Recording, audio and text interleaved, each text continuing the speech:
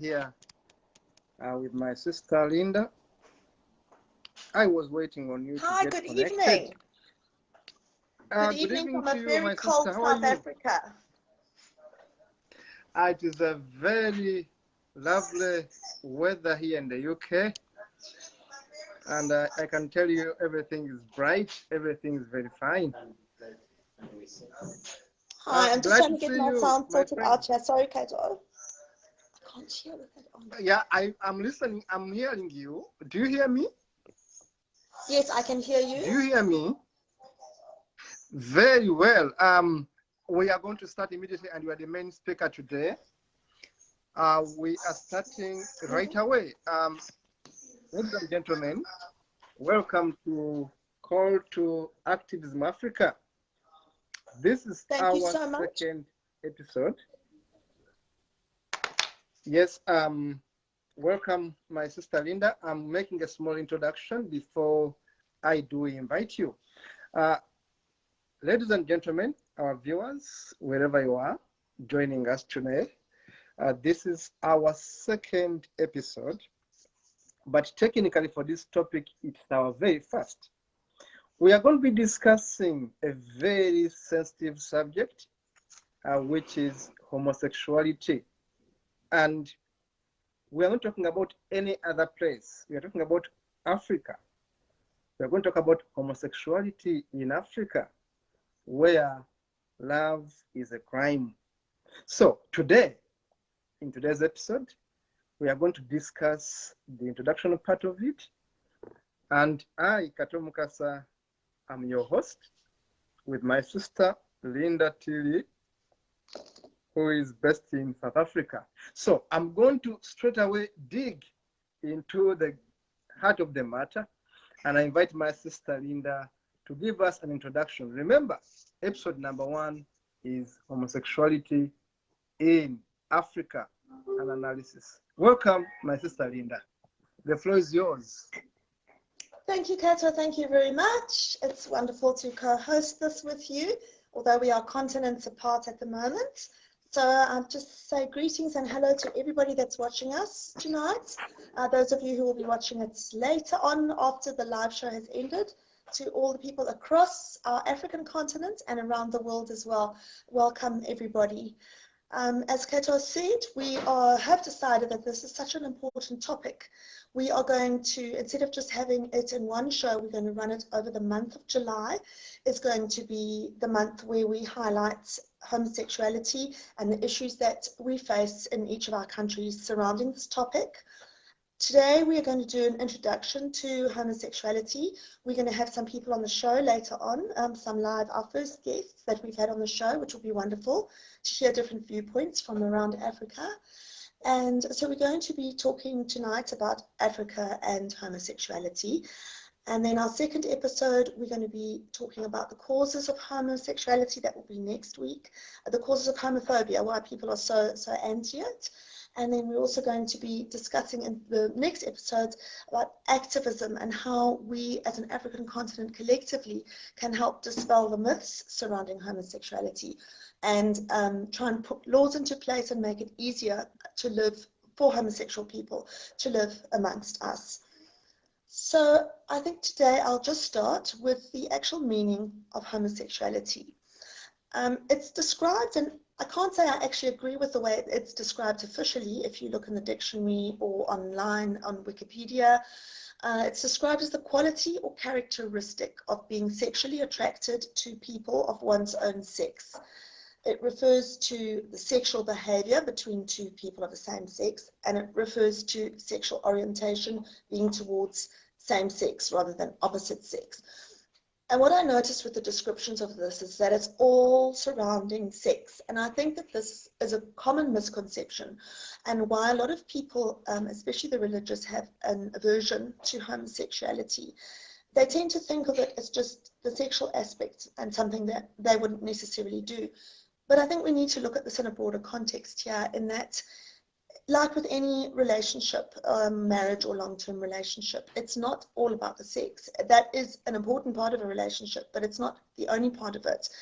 And I think what people fail to understand is that homosexual couples it's not just sex, it's to do with the commitment they have to each other, the commitment they have to raising children together. It's supporting each other, and it's each person having qualities that they bring to the relationship that balance the other person out. Much like in an opposite sex relationship, it's got all those characteristics, and I think that we, the public, put too much emphasis on the sex side of it and that the aversion towards that, and we must just think that it is a very small part of what it is. So that's why I say I do disagree a bit with that, everything surrounding sex in the description of homosexuality, and I'm sure that some people, you know, that come on the show later can also expand on that and give us their viewpoints, because I have gay friends, and I know that I must say that out of my gay and straight coupled friends, my gay friends don't often have arguments, storm out on each other, block each other on WhatsApp, and they just seem to be far more stable and long-term, really long-term relationships. But maybe that's just my group of people that I've known over the years. So I think also we've got the term LGBT and LGBTIA queer, which is becoming quite popular and used in the media and that now, just to explain to people that the LGBT stands for lesbian, gay, bisexual, and transgender. The I is for intersex, and then the Q is for queer. So it's abbreviated to LGBT. The word homosexuality was first used in 1892 by a man called Charles Chaddock, who translated a book on sexual relations and sexual practices from French into English. And that's when the word was coined, homosexuality, which is what we know it as today. So that is just basically the outline of what homosexuality means and the different categories of homosexuality. Obviously, the lesbian is a female-female relationship. Gay is male-male relationship, and gay is also termed for both. In general, people use that. Then we have bisexual, which is people who are attracted to men and to women. And then we have transgender and the intersex, which we'll talk about as well a little bit later. That's where you'll have men that identify as women and women that identify as men. And that is so much a part of African culture when you read back on it and you actually see how far back in our history it goes.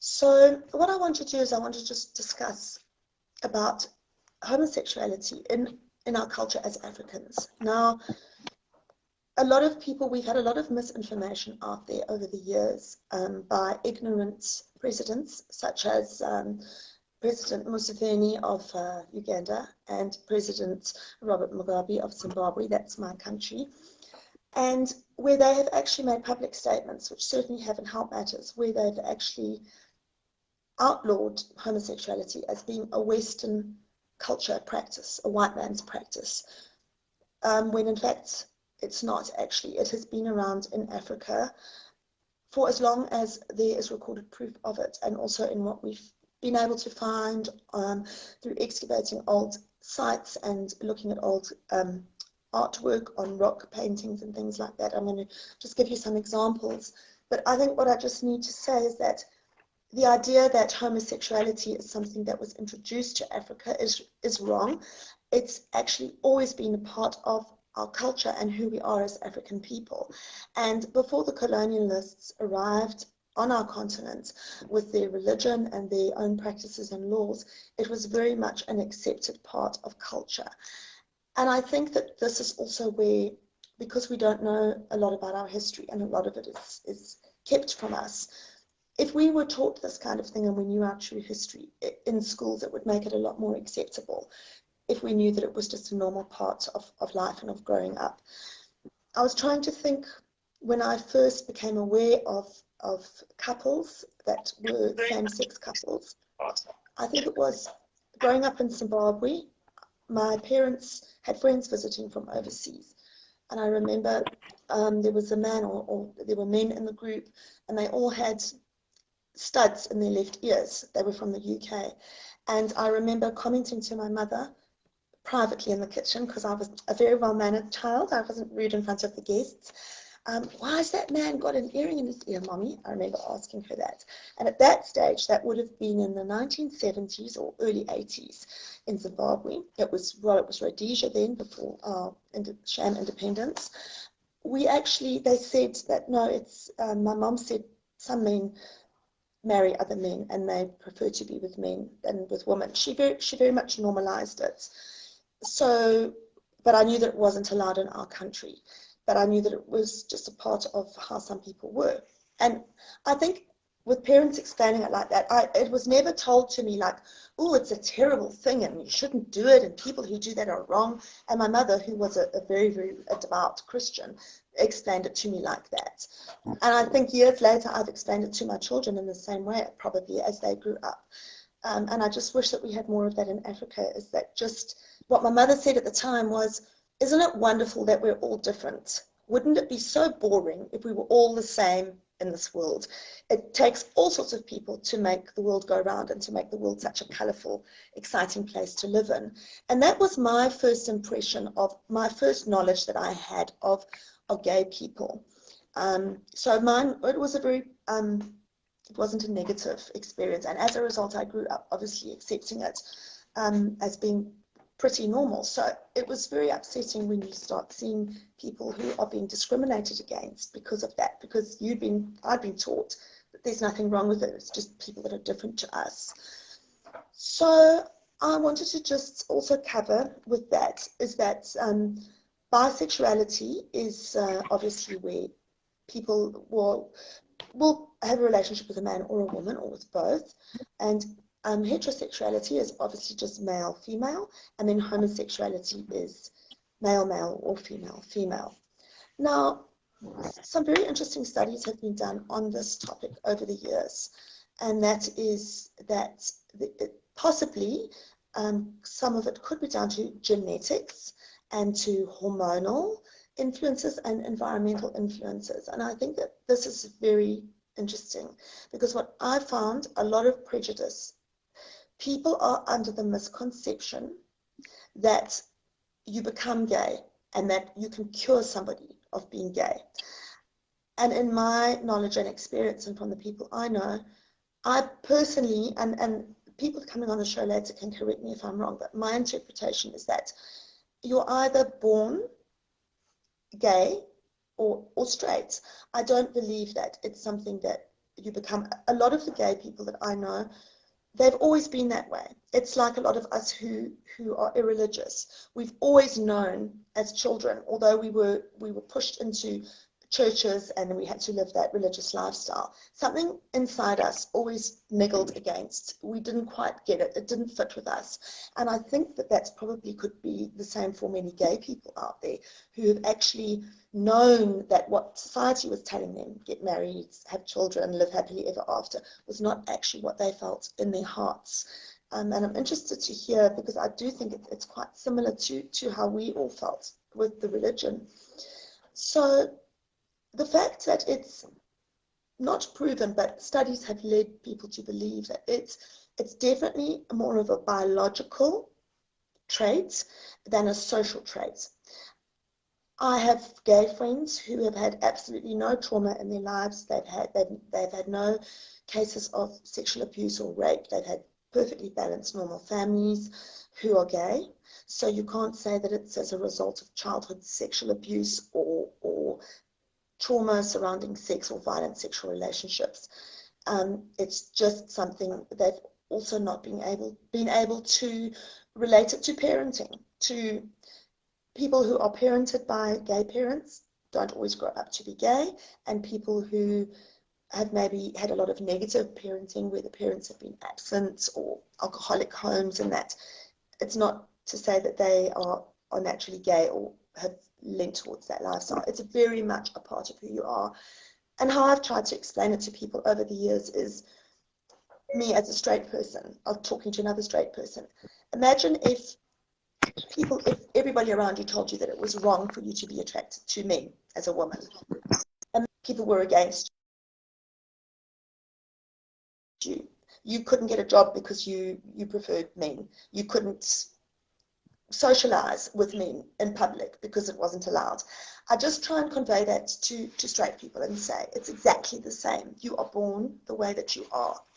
And I think that this needs to be understood, and this is also what we need to make a lot of awareness about. It's who people are. They can't change the way they are, because I see a very, very dangerous practice is this corrective rape. I know there have been some horrific cases recently in Kenya, and where someone was recently killed. How on earth you think you can change the way someone's been their whole life by raping them? This corrective surgery and trying to get people to conform. I know there were horrible incidents in the Catholic Church years ago where young boys were put under the most horrific torture, I could only call it that, to try and correct their sexuality. And I think that's a very big misconception that people have to just also understand, is that I believe you are born the way that you are, and you can't go against that. It will eventually show. A lot of people get married and have children, they conform to what's accepted of them, and I see in later life a lot of people breaking away from that and becoming who they are. But there's still that pressure on us as a society to get married and have children, and I think that that's also got to change, because it's not always like that. And you even get straight couples, men and women, who decide for whatever reason that they don't want to have children. So we can't really pin all that on what we think is the ideal image of the family, of the loving family, which I think also goes back to religion and what the Bible's, I'm talking about Christianity, that religion now. I was saying to you the other day, Kato, when we were talking, that I think what also happens is that in our schools and in all our children's storybooks, it's all about mom, dad, and the kids. It's families, mother, father, children, and it's about the princess that fell in love with the prince that swept her off her feet, and they got married and lived happily ever after in the castle. We need to start normalizing LGBT by having storybooks and theatre and songs and music which incorporates families where it is two dads or two moms.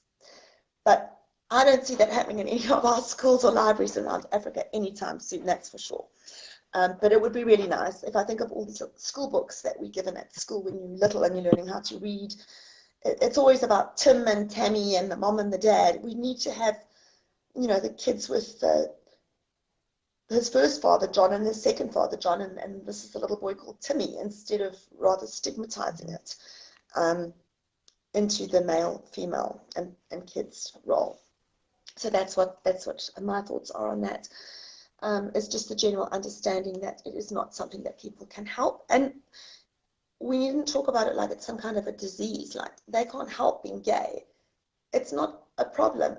The only problem it is that society doesn't accept it. It is a problem because they come up against so much hatred and hate crimes and discrimination their whole lives. That's where the problem is. The problem is not with gay people. The problem is with straight, mostly religious people who refuse to accept people for who they are. That's what I truly feel it is.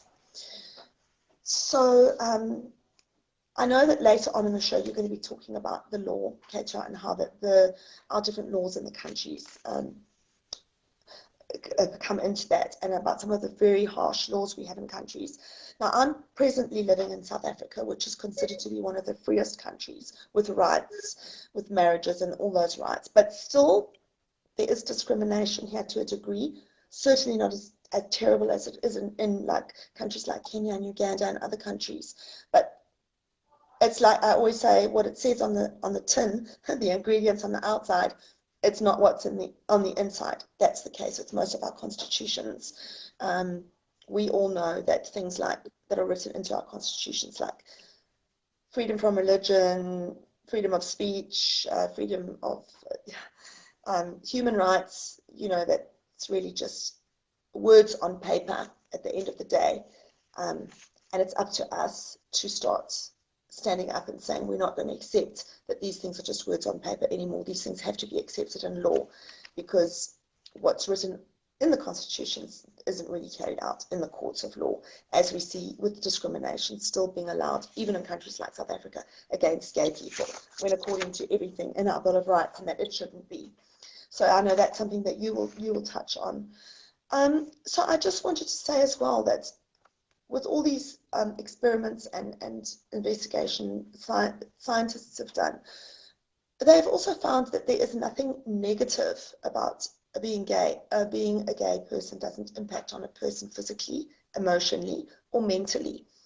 In fact, it can actually bring out a person's best version of themselves because they're not hiding and trying to be somebody else. So I think that's really wonderful. I just wanted to say hello to Beryl from Kenya. I see she's joined us online. That's wonderful, Beryl. It's good to have you here. Beryl's doing amazing work in Kenya and the LGBT communities there.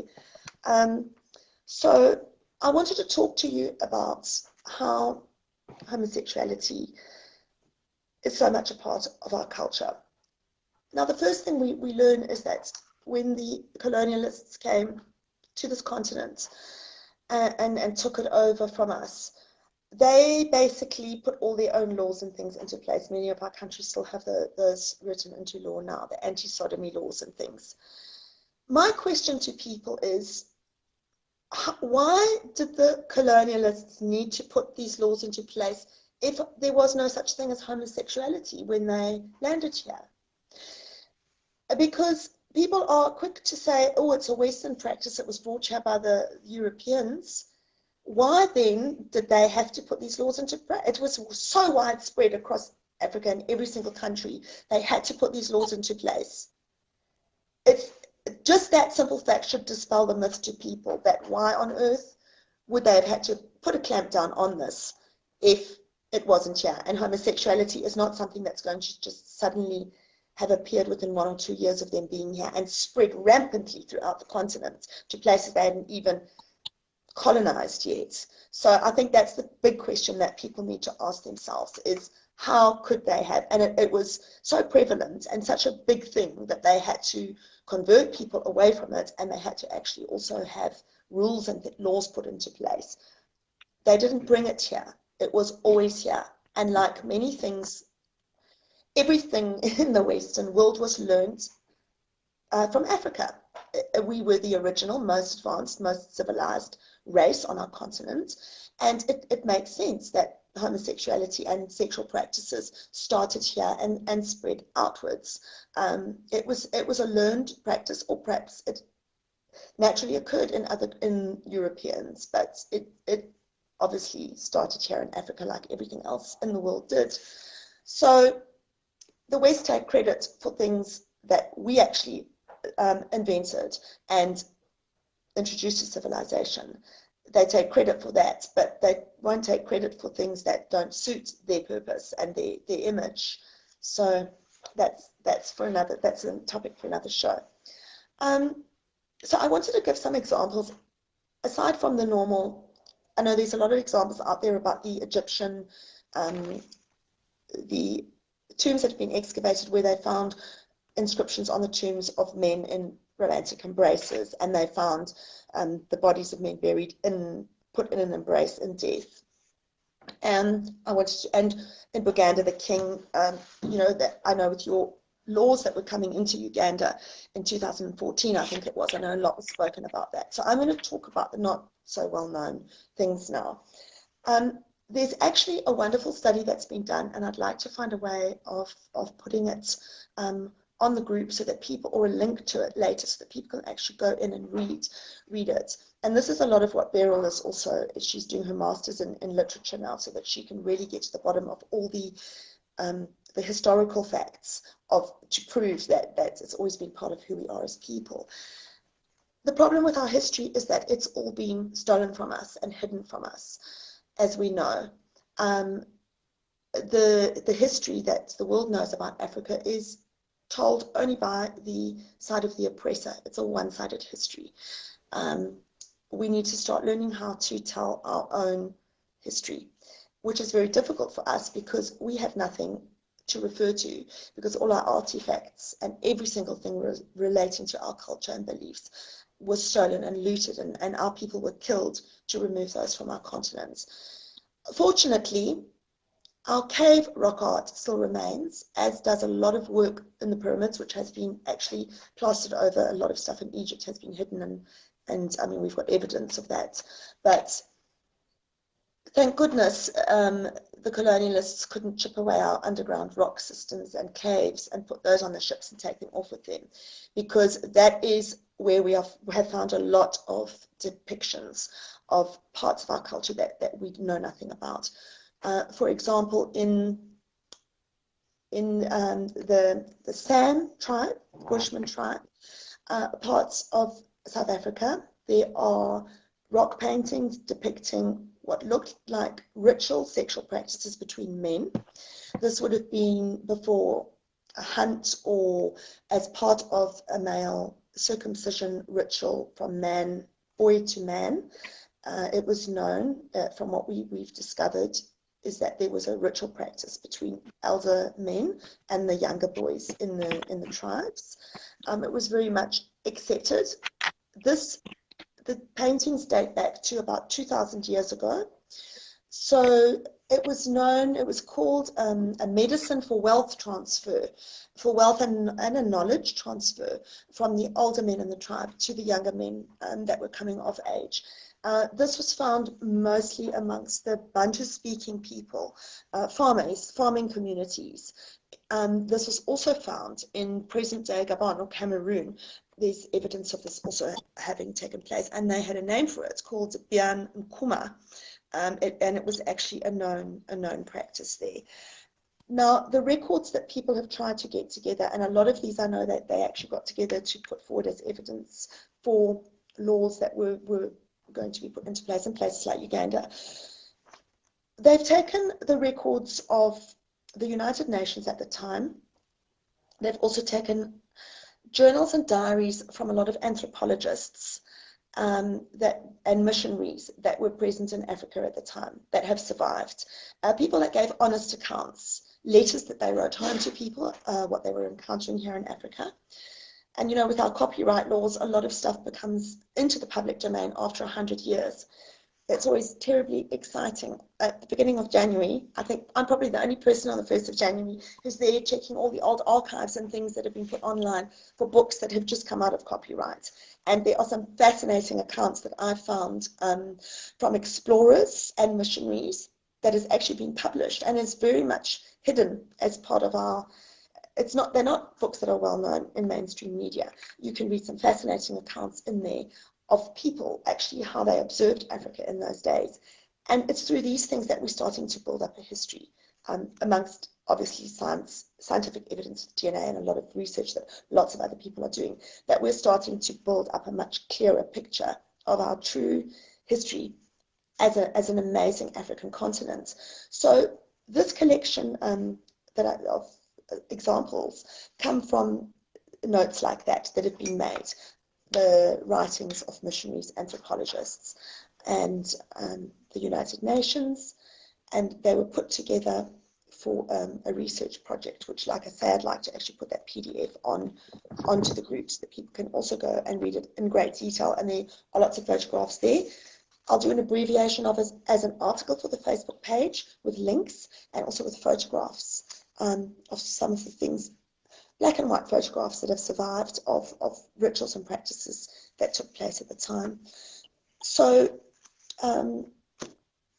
let's just talk here about the different things that were observed by missionaries and people in those days that were recorded. They recorded the biggest thing that seems to be is cross-dressing, gender role blurring, and gender affirmative practices. There was very much a third gender that was accepted in those days. You had male, female, and I guess today what we would call transgender. What I see through reading through all these accounts is that they talk about the cross-dressing and the gender being very prevalent, much so more than it is today. And I would say, from my own interpretation of that, it's because it was accepted. If you were a man who preferred being with other men and you were in a senior position, you would have all your other men around you serving you as your husbands, and you would be like the king or whoever. The same as with the woman that took on leadership roles. They played the role of king in a kingdom, and they would then have a lot of women around them as their wives. So you would often have cases of women openly dressed as men. We see it in Egyptian history as well, and vice versa. Because it was accepted. It was accepted that, oh, these are female husbands or male wives.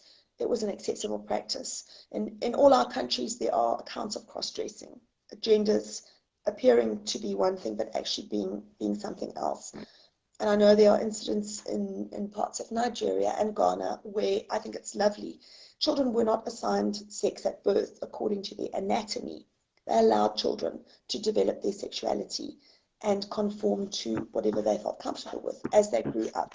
And it was only when they kind of entered adulthood that they kind of assigned a gender to them, which I think is a wonderful way to do it. In Cameroon, it was a very well-known practice where up until the age of 17, they considered sexual experiences to be not true experiences. They were experimental. And it was very common for people to have sexual relationships with both sexes. And it was only when they became an adult that they then were defined as to what they really were. So the cross-dressing dates back on records to the 1640s. And there's even incidents before then where we actually see it as being quite prevalent. The Dutch military records show in the kingdom of then Mbundu, which is in present-day Angola, was ruled by a king who was actually a female and had a lot of wives around her all the time who performed the traditional duties of women to a man, and that was actually a female king who dressed as a man and acted like a man socially with having wives. So that was documented in Dutch military records, and the records that they spoke about as well.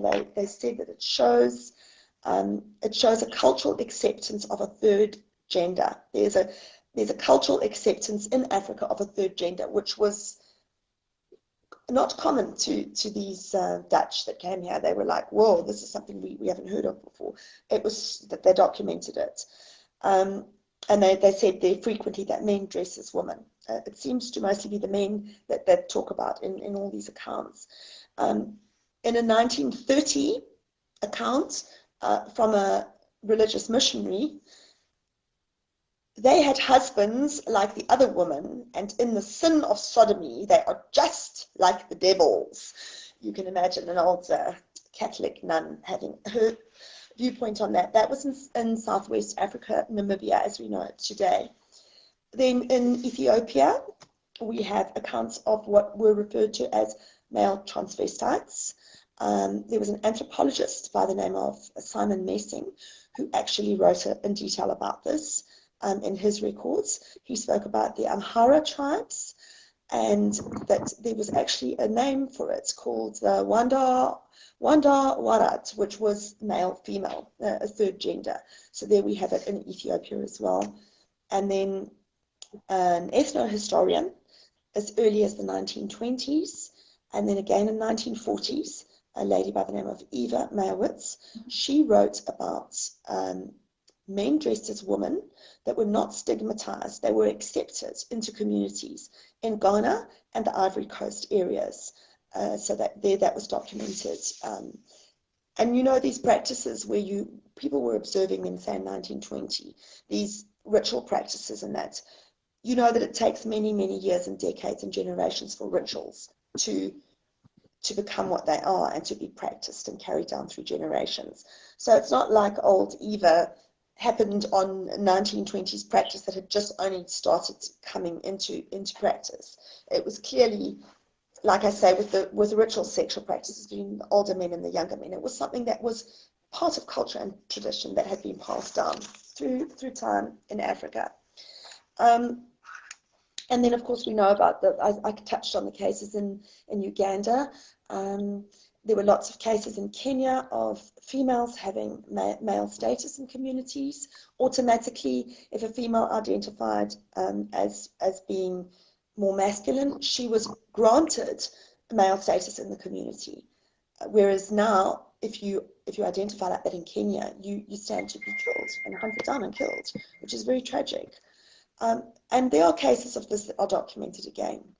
In South Africa, Nigeria, the DRC, the old Zaire, Zambia, Zimbabwe, South Sudan, Cameroon, where they had this wonderful practice of allowing people to define their sexuality at the age of like 18, when they were sort of supposed to be deciding what they were going to do in their lives, with getting married and having children and that. South Sudan and Southwest Ethiopia, there was a huge movement there. And we don't know really much of what's going on in places like South Sudan and Ethiopia. I know with the atheist community, they have strong atheist groups in both countries that operate underground, that are aware of what we're doing, and that they will talk to me, give me the thumbs up for things, but obviously don't want to be actively involved in anything we do. But definitely, there's so much we don't know about so many of our countries. And the fact that what it says in the records about atheism in a country like Ethiopia and what it is in reality are two different things. And I think it's the same with homosexuality throughout our continent, to be honest. So there was a huge movement in South Sudan and Southwest Ethiopia of female husbands or women marrying men, taking on the roles of men. It was written about as early as 1901 by an Evans Pritchard, wherever he was. It was again recorded by anthropologists in 1937. So we see a history here of practices that have been recorded over the years by people. And I think this sums it up quite nicely. This is what one of the anthropologists observed in Southern Sudan. And the way they wrote about it, you can actually see it's something that was quite surprising to them. So the whole idea that it originated from white people and was brought here, again, that's disputed.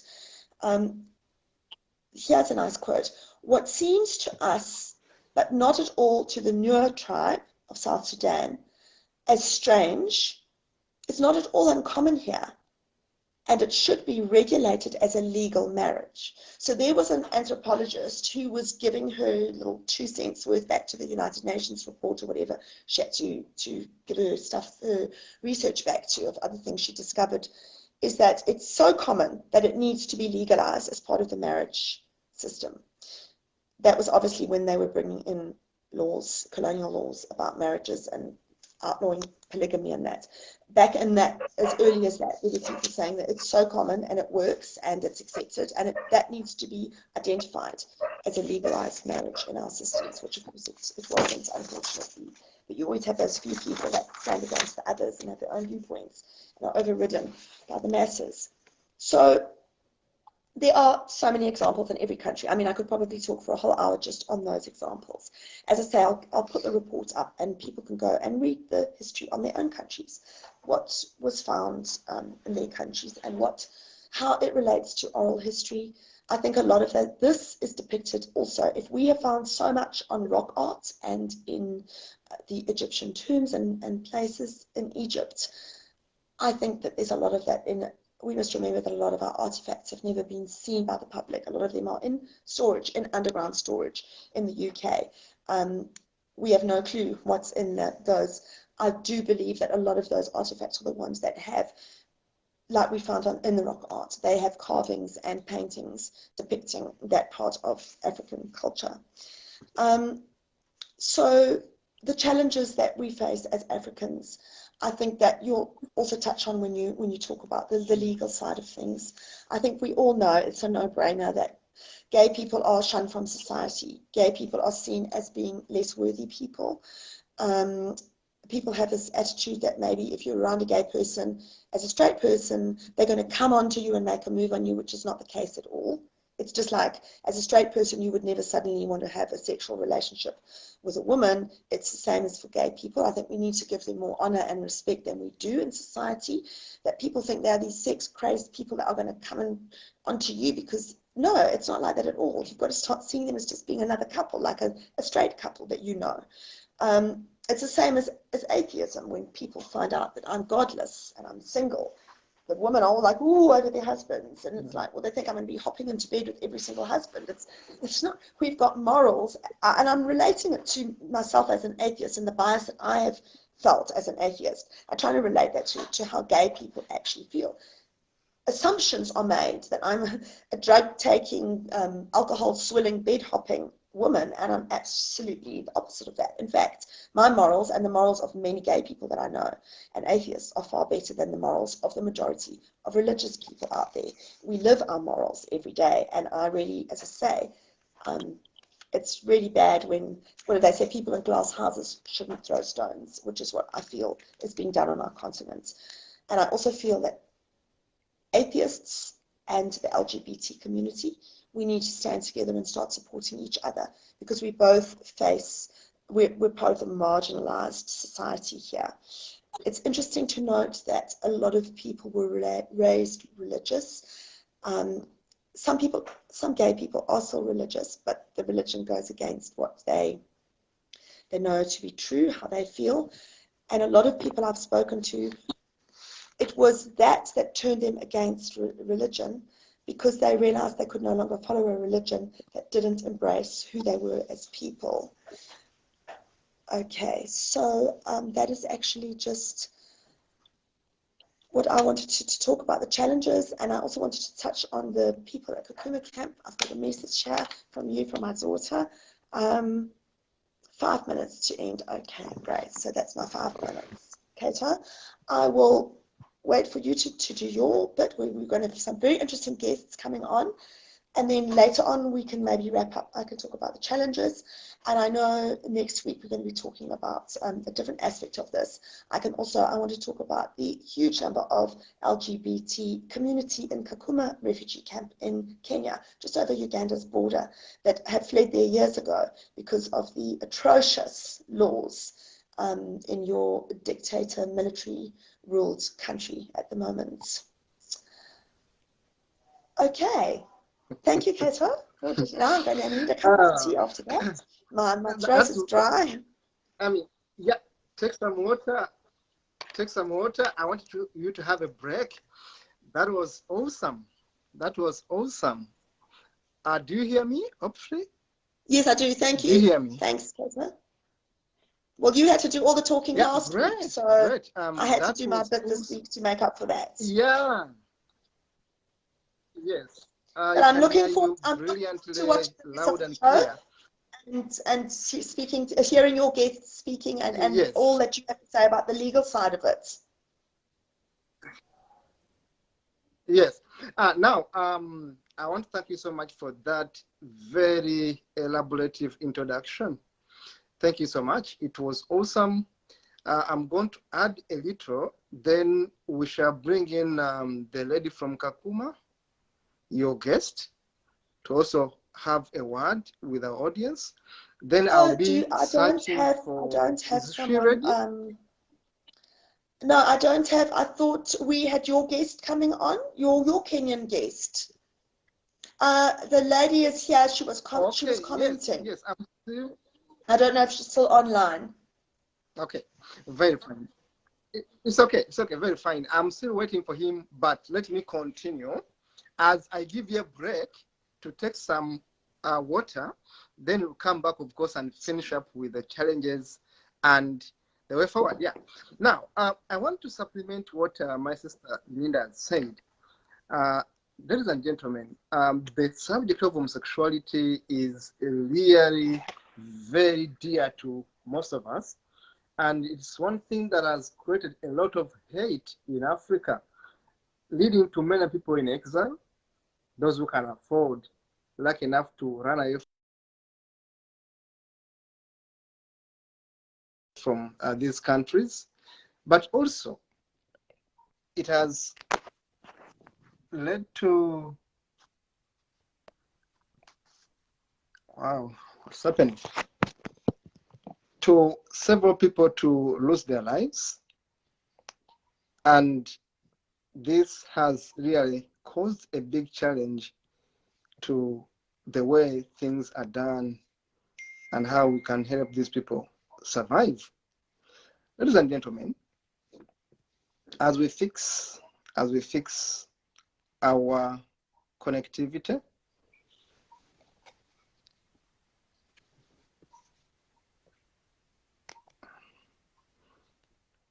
Allow me to proceed. I wonder whether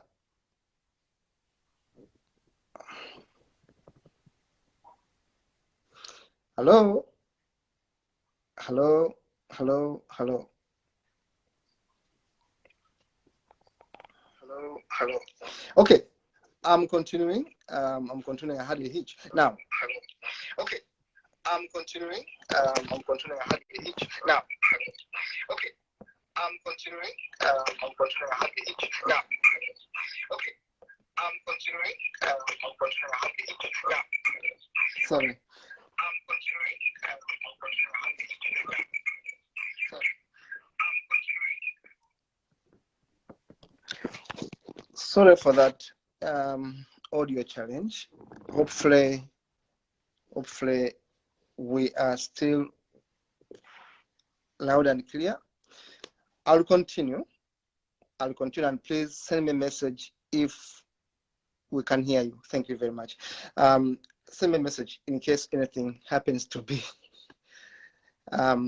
unclear. Now, I wanted to add something very quickly to what my sister Rina has said, and I wanted to say something to do with the history of homosexuality in Africa. And I want you to emphasize that homosexuality is not something imposed by white people to Africa. I wanted to say that homosexuality is strictly part of us as humanity. It is part of being human. It is not something you learn or taught in school. It's being you. In this book, which I wrote in 2012, this book is titled Unlearning the Myths About Homosexuality, Unlearning the Myths About Homosexuality, Tackling Stereotypes and Busting Myths. Now, that book was written in 2011 and came out in 2012 after interviewing over 100 homosexuals in Uganda. And I worked with the main homosexual organization in Uganda, which included Freedom and Rome, Uganda, Farouk, thanks to Kasha Nabagesera, thanks to Victor Mukasa, and thanks to Frank Mugisha, Sexual Minorities Uganda, and many others. So, in that book, having interviewed homosexuals in Uganda, having interviewed religious leaders and politicians and people who basically promoted homophobia, I came to specific conclusions. And of course, having done wide research of on the same subject, I have to say that just as what my sister Linda said, when people have attraction, feelings, sexual attraction for people of the same gender, for example, a woman may fall in love with a woman, and this woman strictly wants to have sex with a woman. A man may be interested in a man, and for him, he wants to have sex with this man. And sometimes we may have a person who is interested in men, but also women. Now, homosexuality has these different facets, but homosexuality is something which has been medically proven to be strictly natural and normal. Now, when you look at our history, talk about Kemet, Egypt, talk about the inscriptions my sister has talked about, which were found on the tombs, you would see photographs of men having sex with fellow men.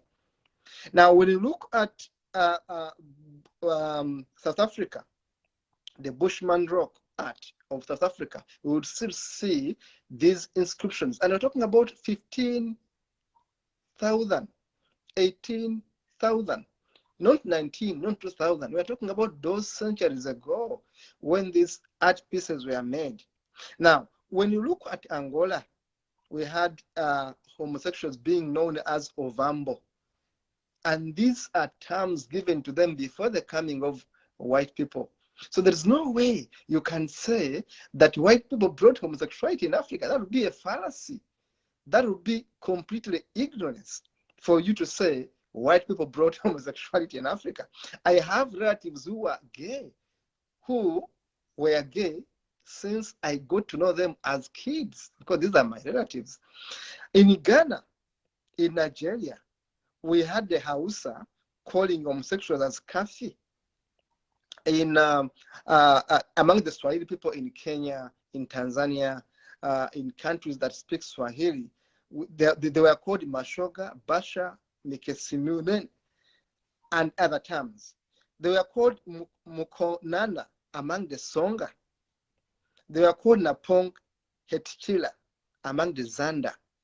They were called Isinkosine among the Zulu. They were called Modakudako among the Luo in Uganda. You can see that homosexuals already had local names. They had local names. And I can also add that, in fact, homosexuals, before the coming of Africa, had rights. Unlike the Africa of today, which is hateful, these homosexuals, in fact, had rights. And in some societies, a woman would be allowed to marry a woman. In other societies in South Africa, soldiers would be given what they call boy wives to go with in the war. The Zulu, some of these soldiers had boy wives they could go with in the war. Why would a general go with a boy wife? Because such a general would be homosexual. So these things happened. This orientation happened before the coming of Europeans, the coming of the white man in Africa. So it's very erroneous for anyone to say that the British, the English, the white people brought homosexuality. It's a foreign culture. And actually, for years, I have said it to Museveni, the president of Uganda, our #1 dictator in Africa, that look, you are wrong to say the Europeans are imposing their culture on us. This is not their culture. Homosexuality is not a culture. It's a sexual orientation. It's part of sexuality. It's part of us. When I am a heterosexual, another person is homosexual. And it's completely normal. I've talked about female husbands in Africa, where female would marry fellow female and pay and stay with them and have sex with them. That was homosexuality. So if you look at all our kingdoms, look at 1880, Buganda Kingdom had a king, one of our famous king, King Mwanga, who ended up killing the Uganda martyrs, who were pages in the palace. King Mwanga was a known homosexual. The question would be, who taught a king in Uganda to be homosexual? So it would be erroneous to you for anyone to say whites brought homosexuality in Uganda when already they are criminalizing it, as we shall see in our next discussion. We shall see that the English already had laws from 1500 that criminalized homosexuality, which means they hated it, and they had people who were already homosexuals in London, in Scotland, and in all these countries. So it's erroneous for anyone to say that the white people brought homosexuals. In fact, homosexuals were a part of us. When you look at Rwanda, which is another country of mine, the Tutsi, among the Tutsi as a culture, they would give you, when you went to visit a king or a royal family, they would give you a young Tutsi boy to be your wife for a night. Why would the Tutsi give Tutsi boys to their guests to entertain them as boy wives, if indeed there was no homosexuality in Africa? It is clear as day and night, and darkness and night, that indeed homosexuality was part of Africa. Because, like it or not, all of us human beings love differently. Some people love fair men, others love women, others love fair women, and others love men and women, because love doesn't ask why. And I should also tell you, in haste that in fact we had what we call, not even had, homosexuals have different variations. We can have someone interested in another person of the same sex, but not wanting sex, but just interested in them. We have what we call virgin and celibate homosexuals. So in my book, which I wrote in 2012, in fact, I talk about celibate homosexuals. You'll be very interested to know that. This, what we call the celibate homosexuals. People who are homosexuals, but don't actually have sex. So it's wrong for anyone to think that actual homosexuals are beasts. They simply want sex. Some of them don't even want sex. They are simply gay. And gay also means being happy. So we need to understand as Africans that scapegoating, always blaming homosexuals for our own problems, for our own laziness and weakness, for our own poverty is wrong. For our own dictators. In Uganda, Dictator Museveni has always used homosexuals as scapegoats. He normally says homosexuals support opposition. In the video I've shared there, Dictator Museveni says Bobi Wine is homosexual or is funded by homosexuals and Western governments. So if you want to beat opposition in Uganda, you only tag them homosexuals. You call them homosexuals. So homosexuals are people who love people of the same sex. But sometimes they can love their own sex, but also the other sex. But we are saying that some of them actually may not have physical sex. They may not be interested in sex, physical sex, but they are simply happy to be in relationship with a person of the same sex. And let me tell you, that's not criminal. That is part of nature. And science has proven this as a fact. In 1973, homosexuality was being taken as a disease until when the American Psychiatrists Association, APA, removed it from the list that had made it a disease. But just imagine that for all those years, homosexuals were taken as people who are sick by the highest body of medical practitioners in America until 1973, when they discovered through scientific research that, oh, even animals can be having traits of homosexuality. Even people can naturally be homosexuals. In fact, in 1994, the World Health Organization went ahead and declared that homosexuality is not a disease.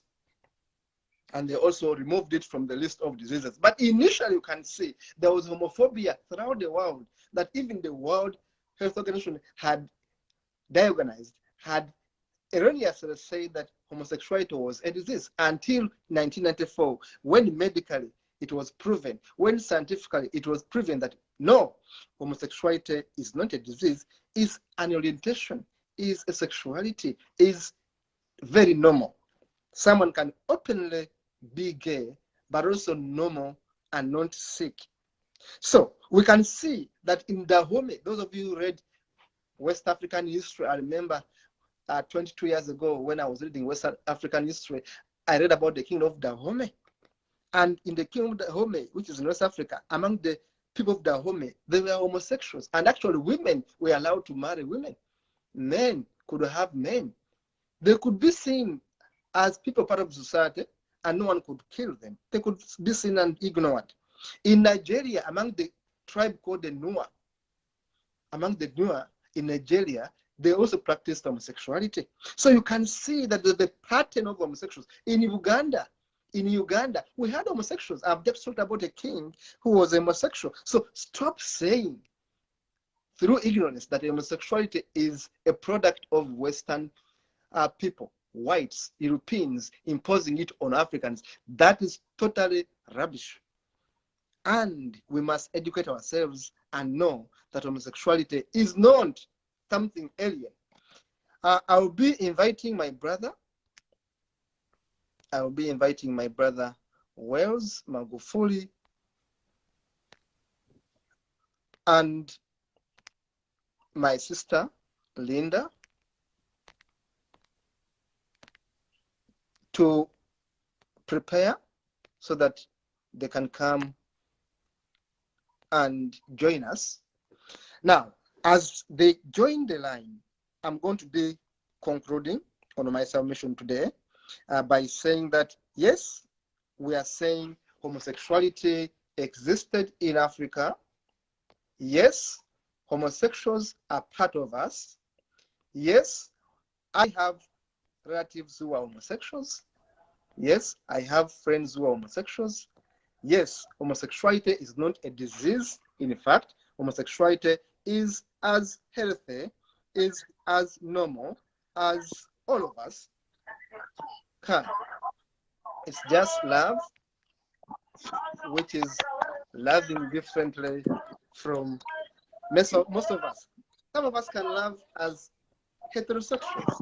Others can love as homosexuals. And this is normal. I've given the history of Africa, and I've clearly stated that basically homosexuals are part of us because they're our brothers, they're our sisters. One is born gay. In this book I've talked about, I have said that I interviewed over 100 gay people in Uganda, and I've said that I worked with the top gay organizations in Uganda, and these gay beautiful ladies and handsome men gave me their stories, interesting stories, how they discovered that they are gay, how some of them were being forced into marriages to marry as heterosexuals, and they couldn't. I've just told you that my own relatives, some of them are actually gay, and I grew up seeing them as gay, and no one taught them to be gay. And I've also told you that I went to schools where I was studying with gay boys, and they are naturally gay, and no one taught them to be gay. So what we are saying today, let us as Africans stop the habit of witch hunting, the habit of using derogatory words and jargons against our own brothers and sisters in Africa. We call them sodomites. That's abusive. We call it sex terrorism. That's abusive. We call it gayism, bum shafters, sinful, beastly people. This is abuse of our own people who are homosexuals. We abuse them. We use these very bad derogatory words on them, and we think that they are not normal. We call them sick. We have said homosexuality is a lifestyle. That's wrong. These are fallacies. I'm going to read through here. Fallacies such as we say sex is a choice. You can be gay. You cannot be gay. It's not a choice. One is either gay or not. Being gay is not a choice. We have said homosexuality comes from Europe. It's Europeans giving it to us, to Africa, because they want to take our land, our minerals. That's a lie. Homosexuality is part of humanity. We have said it's a disease, a lifestyle, and all that. These are things which are really wrong, because homosexuals are as normal as many of us. In fact, I should say that the research I did in 2012 was showing that 5% of the world's population is gay. If we are 1 billion people, 7 billion people of the world, 5% of the 7 billion people in the world are gay. In Uganda, the research was showing that we have over 600,000 gay people in Uganda. And there's no way you can say these gay people are gay because whites have taught them to be gay. I've just told you I have relatives who are gay. I was in school with gay people. It's normal to be gay. You must learn to get rid of your hate, your ignorance. You educate yourself and know it's normal to be gay. It's normal to love differently. I can love a woman because I'm a heterosexual, but my brother loves a fellow man. And that's normal. Being gay is not a crime. Being gay is not sinful as your books, your so-called holy books, put it. The Bible condemns gay people. The Holy Quran, which is not holy, condemns gay people. These are wrong things to do to humanity. We are saying in this discussion and the next episode that we must give rights to gay people. We are going to talk about legal aspects of gay people. We're going to talk about the cultural perspective. We're going to talk about the religious perspective of gay issues in Africa. And we are saying in conclusion, as I conclude, that let us give them freedom of speech, freedom of association, freedom to love and to be loved. I'm going to invite my brother, one of my students I taught many years ago at Kampala Student Center, my friend Nyonyi Ntono, Nyonyi Wells Magufuli. I'm inviting you. And fun enough, I'm having challenges getting you on board. Oh. But are you on? Are you there? Yeah, I'm there. My brother, my friend, I'm sorry if I'm using anything wrong. Forgive me. I want to give you minutes and share with us, my friend. Go ahead. It's your platform now. Oh, all right. Thank you, Mr. Kato, for such a wonderful discussion. It's really amazing so that people can know who is a gay, who's a transgender, who's a heterosexual. Yeah, they're there. But I'm going to talk about the LGBTI community. Yeah, yes. LGBTI community. I think I'll not go into details, but I want to tell people that people are there, guys are there who are born gay. They're not. It's not a Western culture. It's not a Western culture. People are there who are born gay. Let me tell you, when I was growing up, I used to love playing games for girls. You know, some of you know Kwepena. Yeah. I used to love playing those games. I used to love cooking. I didn't know that I'm gay, but I realized that I'm gay when I was 15 years. Yeah. And you were my teacher, but you couldn't know that I am, because I was forcing myself to be in an heterosexual life, you know. Yeah, but I was hiding myself, and really it was paining me. It was paining me, but unfortunately, God helped me, and I was like, why can't I come out? I came out recently, by the way. I came out recently because I left Uganda. It was a lot of stories, you know, homophobia, people, you know, they wanted to grabbing you, killing you, you know, a lot of story. Though I don't want to go into that story. Maybe I'll share it next time when we come back. But I want people to know that. They beat you up. Yeah, they beat you up. They exactly. Cut your That's head. why I They left Uganda. Cut your neck. Yes, I know that. Yeah. But here where I'm at now, I'm a bit safer, not completely safer, but a bit, because I can wear my dress. Yeah.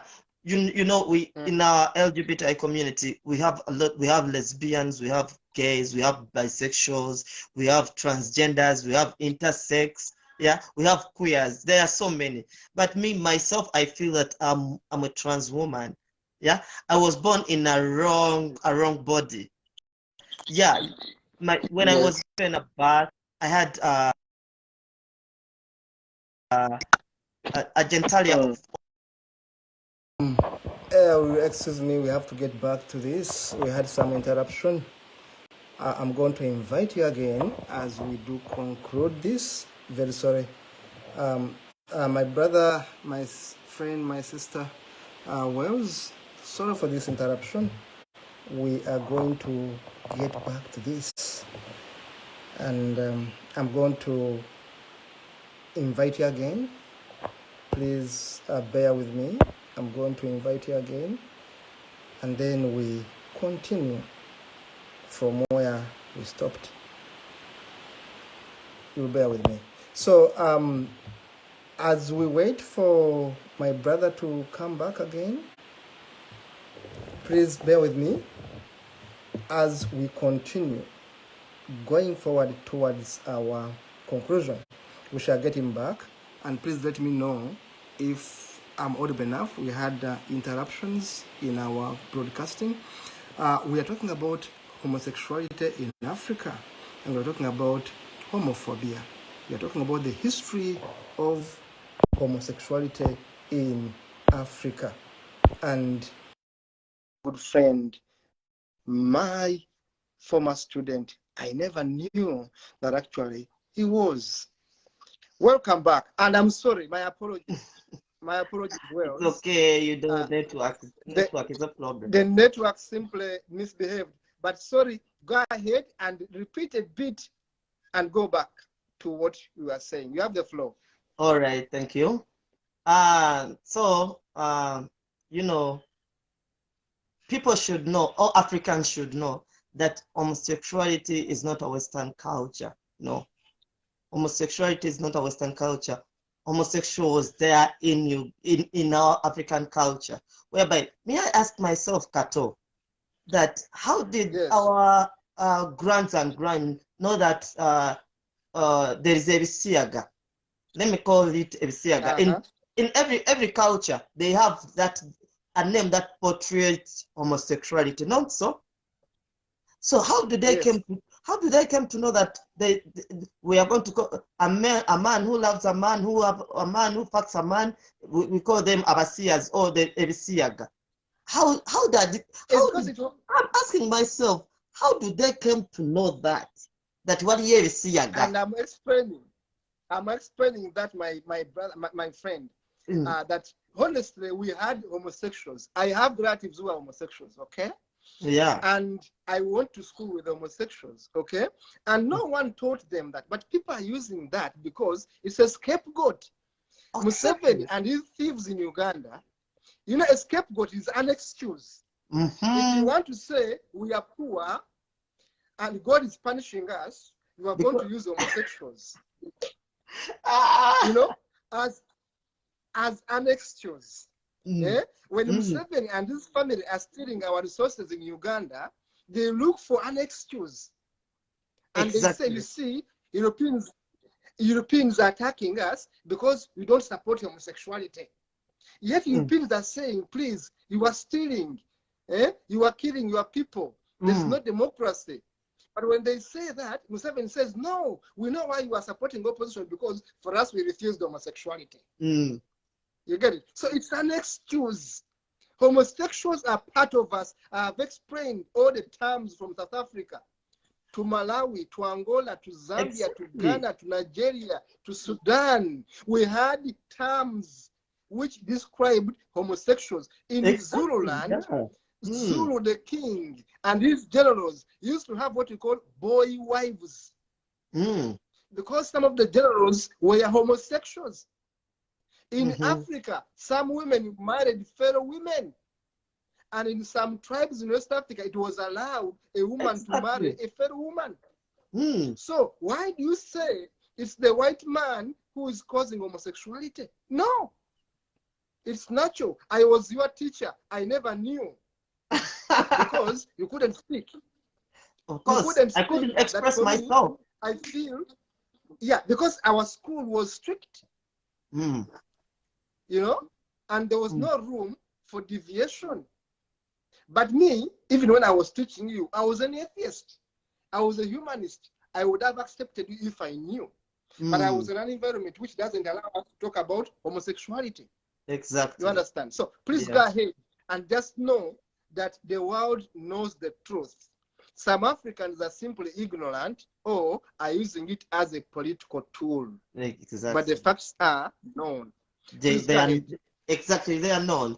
So I'm saying that you know, this when you're fighting, that's why even sometimes when these people come into like to rural country, they tell you a lot of story that I went there, you know, as liberating someone or liberating a country or liberating anything. Yeah, you have to be resilient. Yes. Yeah, you have to be resilient. So I saw that when I keep myself in hiding, what about there are other people, there are other kids, there are other teenagers who are there. They're in the same category as me. I passed through a lot. Yes. Yeah. So how can I help them, or how can I express myself so that when they see, you know, now we have a lot of social media platforms. How can I do my things? Now, I posted when I was in a dress. By the way, I've never went to a club with it when I was in a dress. But this time I went in a club that the club was so gay friendly. I went in my dress with my makeup. I was shining, you know. I went there, but people were welcoming. And mostly what I was surprised, there was heterosexual people, for us to call them straight. They were welcoming. Oh, you look nice. Wow. You sparkling. You know, bringing out words which are motivative. So, and I'm like, people here accepting me the way I'm at. Why can't I post this this video? I posted the video on my social media platform. Because me, I have two accounts, Facebook accounts. But I was like, let me test on this account, and I see, because this is my former account. By the way, when I was still at school, this was my account since then. Then I wanted to express myself in my dresses, my makeup. I decided to get another account, but I was like, but why should I hide? Huh? I'm posting my dresses, everything concerning about me, my being a transgender, being a trans woman. I'm posting it on another account. Why can't I post here so that people, they can see me as me, Magufuli, but the one they are seeing is in another character, because I was born like this. I didn't wake up, then I was like, okay, now I'm going to be a homosexual. Okay, now I'm going to be gay. Okay, now I'm going to love men. No, I didn't wake up, but it was in me. Yeah, I was telling you that I was born in a wrong body. I was supposed to be a woman, because everything concerning women, I know everything concerning how a woman can be, even when you get married, what you have to do for your husband. I know it. I get to learn about it, because that's what I feel. That's who I am. Yeah. I'm not going to force myself to marry a woman when I'm not going to fulfill the demands. The needs of that woman. Yeah. Yes. I'm not going to fulfill the demand. You know,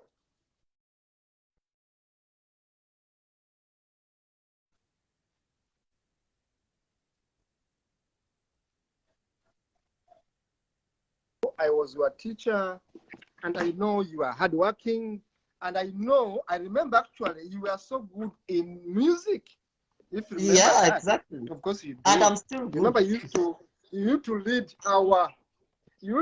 our dancing troupe. You remember that? I remember. To be the lead of the dancing group. You remember that? So when I reflect now, and I see the way you used to dance the Kiganda dance, you know, that wiggling of the west and all that stuff. Exactly. You are so good. Up to now, the director manager says, my boy, you know. But inside you, we never knew that for you, it felt differently. But just imagine that today, the government of Uganda wants to arrest you for being you. And that is dangerous. Can you imagine? That's why sometimes we run away from our country, because we don't. Yes. Yes. So please go ahead. I'm giving you more 5 minutes, my friend. More 5 minutes. To wind up. Let me wind up. We are going to host you again. We are going to host you. We are going to host you again. Next time, next week, right. We shall host you again. All right. So now let me wind up as I'm winding up. What you have to do, Africans, my fellow Africans, Ugandans, and other countries, because because I'm here also. Ghana has the same challenges, but I've never been there.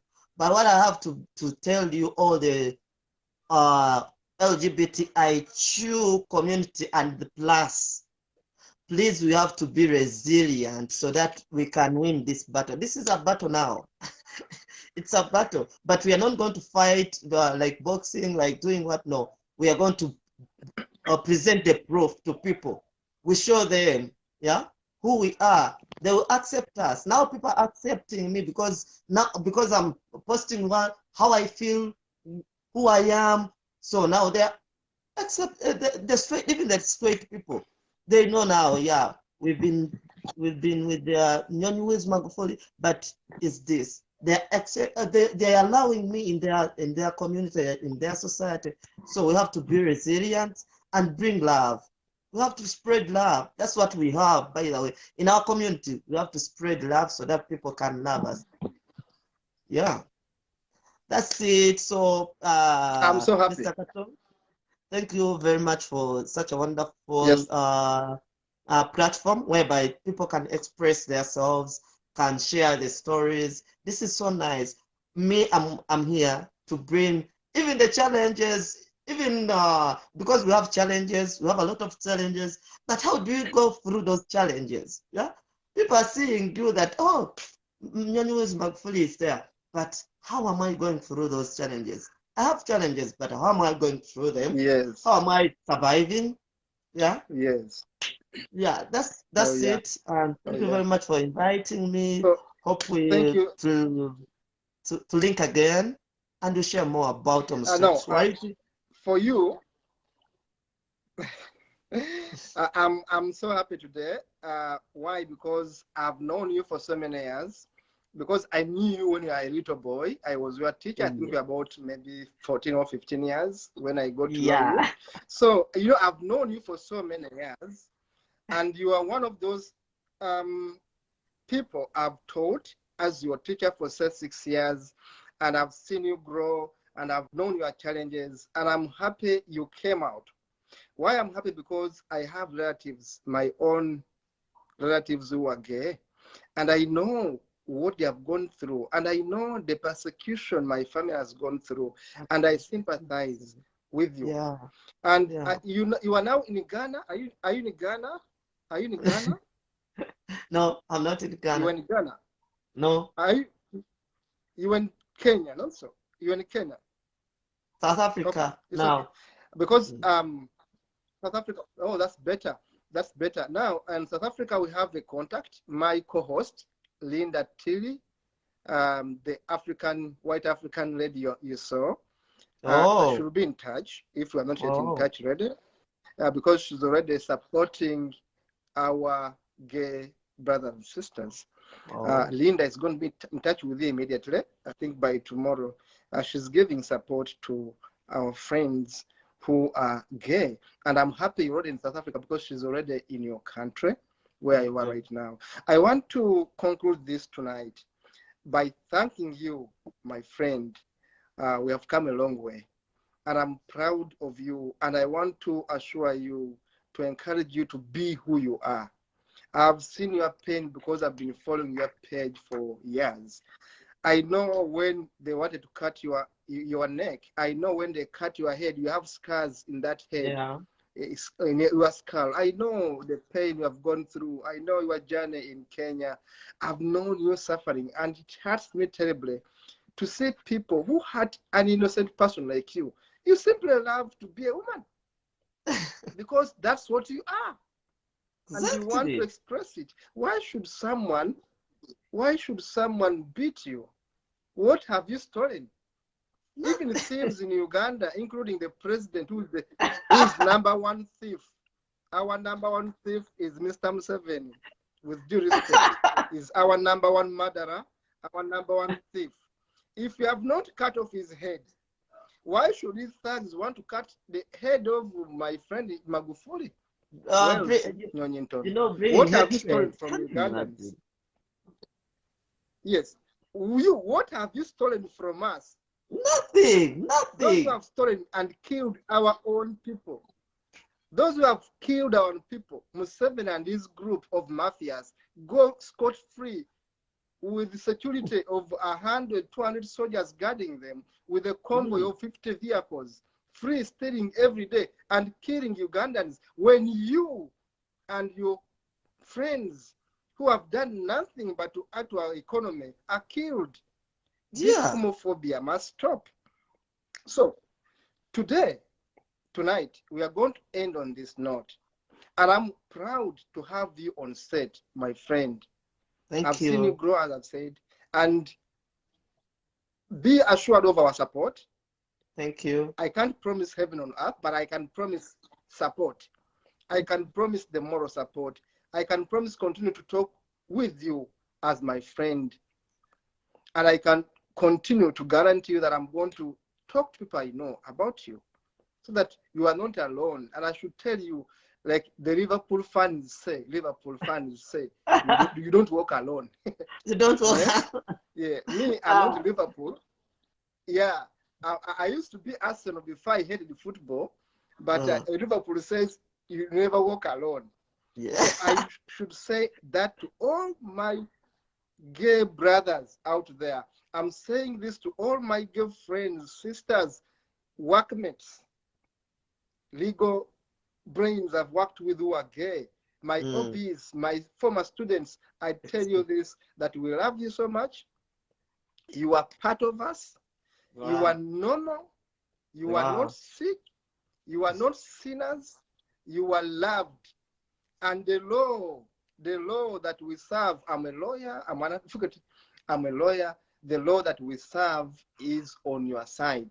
Yes. We may have dictators like Museveni who promote homophobia because they want to pretend that they are holier than thou when they're the worst of the sinners. And unfortunately, we are going to expose them. Yes. We are going to expose these crooks who hide in bashing homosexuals who have not done anything wrong to them. Yeah. We are going to use all means possible to tell the world that, look, you are scapegoating homosexuals. They are normal people like us. They are normal people. In fact, as I said, the American Psychological Association said in 1973 that homosexuality is normal. It's not a disease. The World Health Organization in 1994 said homosexuality is normal. It's just normal. like heterosexuality, just like bisexual. Yeah. There's nothing wrong with someone loving another person. And love is love. Love shouldn't be criminalized. I want to thank all the viewers tonight. I want to thank all those who are going to view this video in the next few days. And I want to thank the participants. My friend, my OB, my former student, Wells Magufuli Nyonyinton, who made it online. I want to thank my co-host, my white African friend who is in South Africa, Linda Tilly.